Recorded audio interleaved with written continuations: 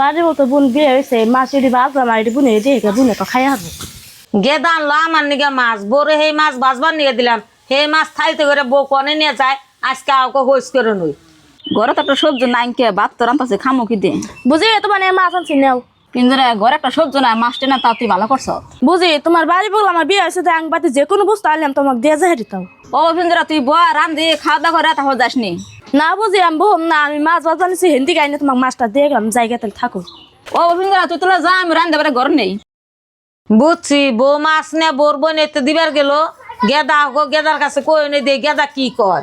কি হয়েছে মা? গেদার কি হবো 2 কেজি মাছ আইনা দিছে ওই মাছ বড় বাজবার দিছি সেই মাছ বাজা বাদ দে বোর বই নিতে মাছ দিবার গেছে তুই আসল যে দেখছিস একটু। হ মা আমি গেতাছি আসল পারে। বুঝো তো নাই মেলা দিয়ে এগুলো হারাই করে মাছ দিবা যে না ঘরে যায়। হাসাই তো মা করাইতে মাছ দিয়ে ওর বোনের বাড়িতে যে গেছে মাছ না পুরে ধরছে। ওই তুই কোনে গেছিলি মাছ দিয়ে আসলে?